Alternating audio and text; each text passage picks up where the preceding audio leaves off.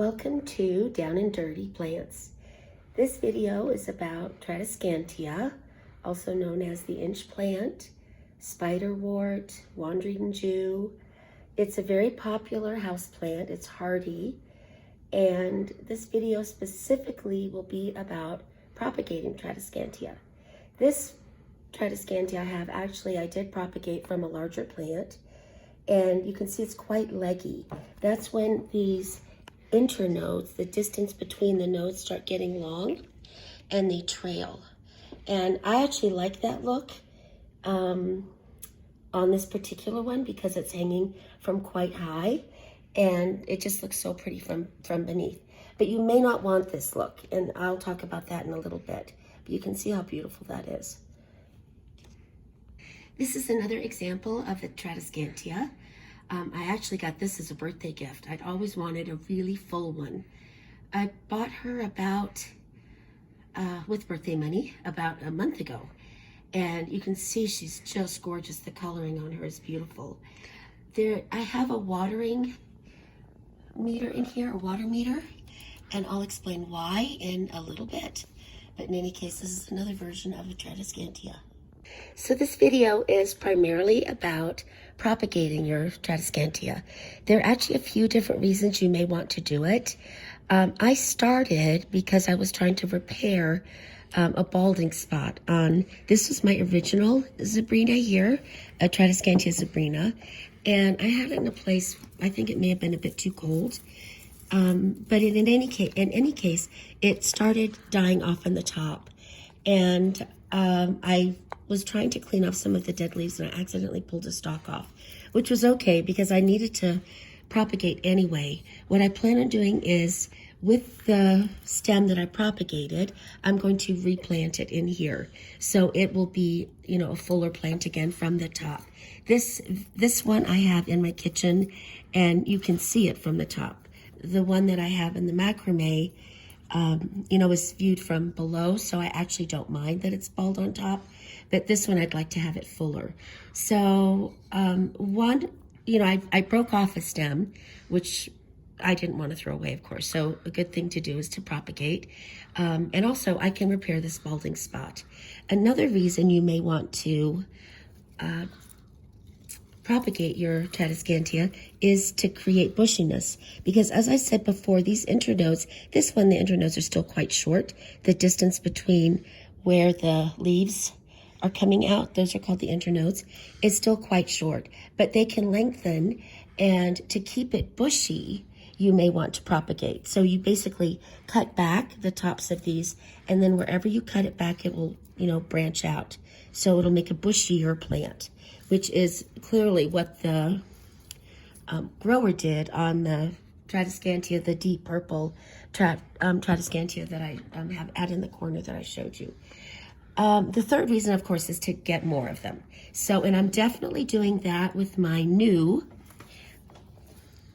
the new one I got, the birthday Tradescantia, I'll call it deep purple. And so what I did was I cut some, they actually are very forgiving. You can cut them just about anywhere. But the thing to know is that they will root from, let's see if I can take this out, from the nodes. Oh, this one's doing so well. Look at this. Look at all those roots. So actually, this is the perfect example. You can see that the roots come out of these internodes here. So I could have actually cut these into smaller pieces and had each of those, develop into a small plant. But with this, I wanted it to be pretty established and have some length to it already. So I cut it below a node, and then I removed the leaves up the stem because they would rot in the water if I hadn't, and put it in water. This is another one. This wasn't from the tip, and you can see it has some growth coming as well. Oh, this is a ZZ plant that is from something else. It's also rooting finely. But here are some more rooted Tradescantia deep purple that will be ready to plant. And again, you just cut it below the node. Oh, this one I think I was checking on it, and this is an example of what can happen. I didn't get this back in the dirt, so I don't know. I may try to recut it and put it in water again, But this one definitely is doing well. And again, I just cut it below the node, removed some leaves, and you can see how beautifully these roots are growing. So I will just put these back in here for a quick second. Oh, actually, no, I won't, because I'm going to be planting them. So the other thing I wanted to mention was I had done some reading, and they had said that, okay, this one needs some more time in the water. I had done some reading, and someone suggested that an opaque container might be better than clear because it simulates the dark soil. So with this one, I just have a broken, actually it was my favorite teacup that I broke, and I had it in here. And look at how beautifully those roots are growing. At the exact same time, I cut and placed these in water. And you can see they really aren't doing much. So I think that having an opaque container that simulates the darkness of soil makes sense. So I haven't given up on these. In fact, I may just switch them out. But they're definitely not ready yet to be potted. So I'll put those back in water as well. And like I said, I'll move them into an opaque container. So there are two ways besides cutting them and placing them in water. You can also cut them and place them directly into soil. So what I did, the one difference here is I like to start with dry soil because these stems are very tender and they break quite easily. So I just want to demonstrate using, I almost hate cutting these off because they're so beautiful and long, but let's do it. The plant likes it, it'll get bushier, and we'll have another hole. Okay, let's do this one. This is gonna be a lot. Okay, so you just cut down quite low. Okay, so you cut below a node, okay, and then you remove these small leaves, the leaves down at the bottom, so that you can put this into soil without covering one. But you want to have the node in the soil. And then you can go up the stem and continue. Well, I'll just do this other tip here first. Let's do this one. Let's see. I think I'll do this one here. Again, it all depends. You could actually get growth from each node, but what I want to do here is start with a little growing plant that already has some nice growth to it. Okay, and the dry soil, I don't know if I mentioned this, but the reason I like to plant these in dry is because the stems are so succulent that they break easily. So if this was damp soil, there would be a chance that you might, damage a stem as you're putting it in. So let's do this one. Again, I'm going to remove a couple of these, actually all of these, and put that in here as well. These actually are all just the tips. What I want to show you also, though, is that you can plant here, I'll just do this one. So this is, part of a stalk that's in the middle. And you just, again, remove.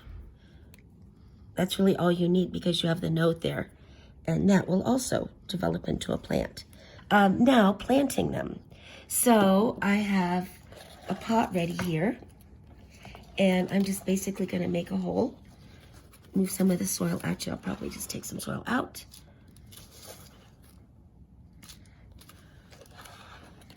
Okay, and then you want these roots to be well buried.